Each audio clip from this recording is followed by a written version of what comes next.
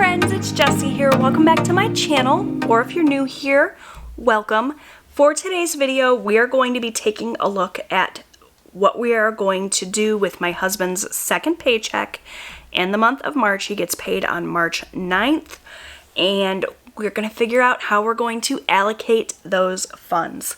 So I have in front of me the printables from the Budget by Paycheck workbook, and I'm taking a look at the calendar here to figure out what bills we are going to pay. So you guys know that we budget by paycheck, but we are trying to pay our bills ahead a little bit, so we're not just concentrating on the bills that are due this week. In fact, the bills that are due this week were all paid with last week's paycheck. The way that I differentiate that is using this highlighter method that I learned from the Budget Mom. I just highlight the paycheck in a specific color, and then I highlight all of the bills that I pay with that paycheck using that same color. Since we're moving on to a new paycheck, we need a new paycheck color, and for today, for this pay period, we're going to be using this mild liner here in the shade blue-green. So I'm just going to indicate that we are working with this second paycheck here, and I'm going to highlight the bills we're going to pay with this income. We're not actually going to be tackling a ton of bills this week because we have some other things we're trying to work on, but we are going to pay a few. So we're going to pay my Lowe's, the minimum payment on my Lowe's card, which is due on the 20th, so we're going to set aside the money for that out of this paycheck. And we're also going to take care of DTE and Michigan Gas. So now when I sit down and write out my budget, I know that those are the bills I'm going to tackle with this paycheck. So let me go ahead and flip you to the paycheck bill tracker for this week. As I mentioned, this is the paycheck my husband will receive on March 9th. And let's just get started filling this in. So we don't talk about income here on my channel. I don't disclose how much my husband earns. He prefers it that way, so we're just gonna skip right ahead to this bills category. Under the bills category, I write anything that I'm going to be paying using my checking account. We pull out cash for a lot of these other categories, but there's some things you just can't deal with in cash. A lot of our bills get paid through our checking account using automatic payments or just using our debit card. We also include our groceries in this section because I've been doing my grocery shopping using the Walmart pickup service, and that is an online purchase.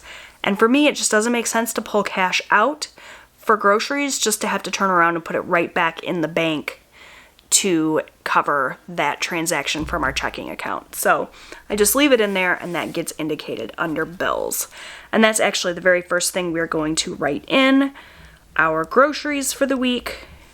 We are a family of 4 living in Southeast Michigan. It is myself, my husband, and 2 very hungry boys. I have an 18-year-old son as well as a 13-year-old son. So for our family of 4 for groceries, we budget $150. That is just for food. This isn't any household items. It's not pet items, anything like that. That's all separate. This is just food. That's a change that I recently made to my budget. I used to kind of incorporate lots of things in my grocery budget, but I was finding that I was going over budget more often than not. And so I adjusted, and this is what has been working for me. So $150 is our grocery budget. Now we're going to take care of those bills. So the first one we highlighted was Lowe's. This is a minimum payment on a credit card. The way that we tackle credit cards is we pay the minimum payments on all of our cards, and then we pay extra towards just one card that we're sort of laser focused on paying off. So this is just the minimum payment on my Lowe's card, and for that I'm going to budget $30. This is a credit card that I used to buy a new refrigerator just a few weeks back. It is on a 0 interest promotion, so the minimum payment is pretty low, which is nice. This is not the card we are currently tackling, so we won't be paying anything extra to this card right away. For now, we're just making the minimum, and that's totally fine. That's the plan. Next up is DTE, which is our electric bill. And for DTE, we budget $212. That is the kind of budgeted amount that DTE has set for us. They take all of our usage over the course of 12 months, add it all together, and divide it by 12 to give us an average payment, and we make that payment every single month. That prevents our bill from being ridiculously high in the summer, but then a lot lower in the winter, and we just like to pay the average. So that is what we do. You guys should look into your utilities and see if they offer a similar program. It really helps when you know what to expect from your bill each month and you don't have to worry about it coming in higher than you expect. Next up is Michigan Gas, and we are likewise on that same type of program for our gas bill as well, and we pay $40 every single month for that.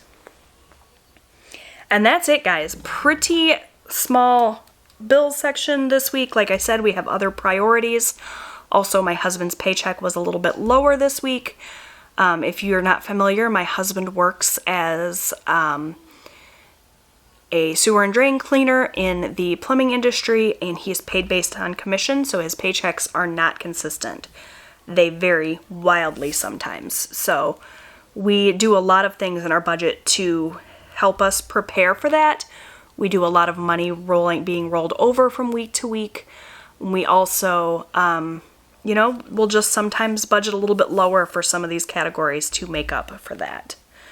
So I'm going to add these budgeted numbers up really quickly to get a total. So we have 150 plus 30 plus 212 plus 40 for a grand total of $432 in bills. So that's great. Next, we're going to move on to cash envelopes. So my cash envelopes are in my wallet here. For this category, we pull out cash and we stuff our envelopes, and these are all things that are just sort of weekly expenses. Things like our gas money, our spending money, any money that we want to use to eat out throughout the week. This is all money that I stuff at the start of the week, and I anticipate this money being spent this week. For some of these other categories, like savings and sinking funds, it's cash that we pull out in anticipation of saving for things in the future. This money, I expect, will be gone by the end of the week. In fact, if this money is not gone by the end of the week, I typically will take anything left over and I will pay it towards something else. I like to see it just be completely out of my budget. That's the way we do things. So, for our envelopes, we have a few categories. We have my husband's spending money, which I budget $40 for. I give him $40 at the start of the week for him to do whatever he wants with it. Likewise, I get spending money as well, and that's also $40. I can buy myself anything I want as long as I don't spend more than that $40 that I've budgeted. Next up, we have gas. We drive a Subaru Forester, and with gas prices being what they are right now, it costs us about $40 to fill up from empty, so that is what we budget. Next is eating out. And for our family of 4, we budget $25 for eating out each week. It's actually our goal not to eat out at all in the month of March, to be able to have that money left over, to be able to put it towards something else, but I still budget for it just in case we don't meet that goal.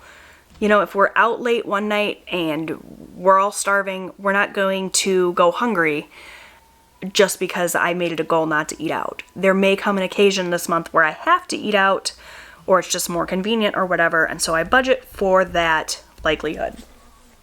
If the money's still left at the end of the week, that's fine. That's the hope, and then I can put it towards something else. Next up is miscellaneous, which is just sort of a line item in my budget that I have as sort of a catch-all for anything else that comes up that I didn't budget for. Week after week, I'm finding that there's something that comes up that I didn't budget for, or maybe we are over budget a little bit in one of these other categories. This miscellaneous helps to catch that so that we aren't having to swipe a credit card to make up the difference if we have something come up. So for miscellaneous, I always budget $25. Sometimes we need to use it, sometimes we don't. If we have it left over at the end of the week, again, that's fine. We will likely just funnel that into an extra debt payment. But I'd rather have it and not need it than need it and not have it. Next up is Austin. This is my 13-year-old son. He gets $20 for an allowance every week. And lastly, I have my son, Robert. Robert is 18, so he doesn't get an allowance. He's kind of on his own in terms of spending money, but he does drive my youngest son to school every day just out of the kindness of his heart. And so I give him $15 a week to help compensate him for the gas that he spends on that. So that, of course, I have to budget for. So that's it for our cash envelopes. So we're going to quickly add this up. 40 plus 40 plus 40 plus 25 plus 25 plus 20 plus 15 is $205 going towards cash envelopes this week. Next up, we have sinking funds. So we keep our sinking funds in cash in an accordion folder in our safe here at home. And if you're not familiar with sinking funds, all sinking funds are essentially little mini savings accounts. There are things throughout the year that come up that we want to be prepared for. They're things that happen less often than monthly, so they're not included in our typical monthly budget, but they're things that we know are coming and we want to have the money for them when they come up. So things that are paid every other month or things that are just annual fees, that sort of thing. That's what we include in sinking funds. And we just like to keep in mind that those things are coming up and we put a little bit of money aside. Occasionally here and there, some of the sinking funds we fund every single paycheck. Others we just fund, as we have the extra money. It's just something to keep in mind that we know is coming up so that when those things inevitably happen, we're prepared for them and we don't have to scramble to come up with the money, or worse, swipe a credit card to cover them. So we have almost 20 sinking funds, I believe. Now, we don't fund them all every week. We just don't, A, make enough money for that, and B, there's not enough lines in my sinking fund section here of my budget to do that. So I just pick and choose which sinking funds I'm going to fund that week based on how much income my husband brings in, what else we have going on, and what we have coming up. So for sinking funds this week, we're going to add money to our anniversary fund. My husband and I are celebrating 15 years of marriage at the end of this month, so we want to have a little bit of money set aside so we can go out for a nice dinner. We're going to add $20 to our anniversary fund. We're also adding money to holidays. We have a fund that encompasses all of the holidays that are not Christmas. We do have a Christmas fund as well. That's the holiday that we spend the most money on, so it gets its own fund, and all the other holidays we just kind of lump together in one fund. The holiday we're focusing on right now is Easter. Once Easter has come and gone, we will be adding money to the holidays fund for, like 4th of July or whatever the next holiday is on the list. For holidays, we're going to add $20 as well. Next up, we have household. I told you guys towards the start of this video that I've sort of broken out my expenses from our grocery budget, and so now we have a separate sinking fund for household items, things like toilet paper, paper towels, cleaning products, that sort of thing. And my household fund, I'm going to add $15 to this week. We also have a personal care sinking fund, and that is for anything like shampoo, conditioner, body wash, that sort of thing. Honestly, I could combine the household and personal care funds, and that's something I'm considering doing. But for now, they're just separate, and that's fine. We're going to add $15 to that as well. Next up, we have pets. So this is a sinking fund for our 2 kitties, Jax and Sirius, and this covers any of their pet food, pet litter, if they need shots from the vet, or if they need toys or catnip or whatever. It all comes out of this pets fund, and we're going to add $20 to the pets. Next up, we have P.O. Box. I do have a P.O. Box so that anytime that I have a brand that wants to work with me, they can correspond through the P.O. Box, or if you guys want to send me a card or whatever. I use my P.O. Box a ton around Christmas time when we do a holiday card exchange here on my channel. This P.O. Box is due to be renewed in April, so I need to have money set aside for that. So I'm going to add $10 to my P.O. Box fund. And lastly, I have vacation. So my vacation fund has been empty for a while, and it's something that we haven't really been adding money to because vacations aren't really on our radar right now. But one thing that we do in the summertime is we take a lot of camping trips up to our camper. It's in the Jackson area of Michigan. We keep it up there at an annual campsite. And my husband mentioned that we might want to start adding money to our vacation fund for expenses that come up with camping season, which is right around the corner. So we're going to add $50 to our vacation fund this week. And that is it for our sinking funds. So let's go ahead and add these up. 20 plus 20 plus 15 plus 15 plus 20 plus 10 plus 50 is $150 into sinking funds this week. Next up, we have extra debt, and this is our debt snowball. We are using the debt snowball method to pay off our credit cards. We're currently working on an Amazon card, and then the amount that we have built our debt snowball up to is $210 a week. So this is the culmination of all of the minimum payments on all of the cards that we have paid off so far in our debt-free journey, and it adds up to, $210 a week. We like to make progress on our debt payoff on a weekly basis to help minimize the amount of interest we are going to pay. So $210 will go to my Amazon card this week. Hopefully we will have more to pay towards this snowball if at the end of the week I have money, for example, left over in this bills category. Maybe one of my bills comes in a little bit less than I expect. That extra money will go towards an extra debt payment. And the same, as I mentioned, with our cash envelopes. Anything we have left over at the end of the week from our cash envelopes goes towards an extra debt payment as well. So there may be an extra debt payment made at the end of the week, but right now we budget nothing for that because we don't know that for sure. Lastly, I have extra savings. If you guys watched my March savings challenge video, you will know what our savings challenges are for the month and how much we're saving for them. So if you missed that video, go check it out. I will link it in a card above. But the challenges that we are focusing on in March are our 52-week savings challenge. You guys know that we have been doing that all year. And for the 52 weeks savings challenge, I have my little printable here. And I'm going to just color in really quickly that we are going to save $22. And how did I come up with that number? I just kind of picked randomly based on how much money we had left.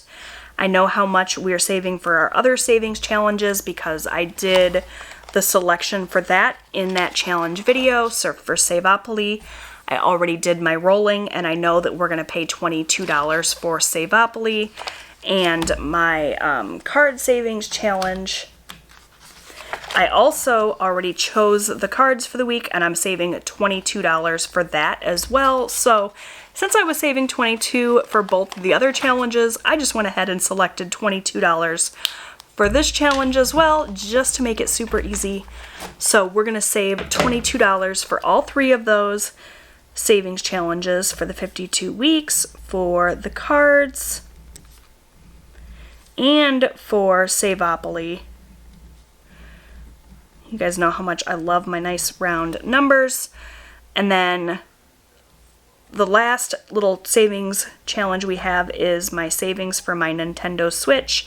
And for that one, I decided we're going to save $14 to make this an even 70. It should be. Let me just double check that math. 22 plus 22 plus 22 plus 14. Oh, 80. Good thing I double checked that.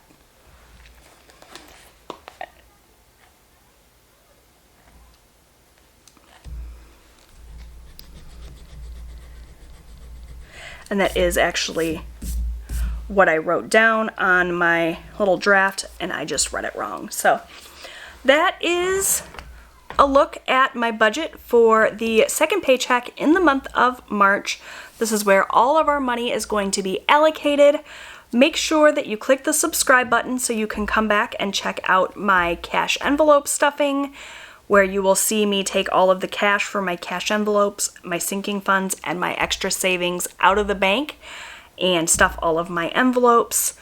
Also, you will see at the end of the week my budget results, where I write in how much I actually spent and whether or not I stuck to this budget.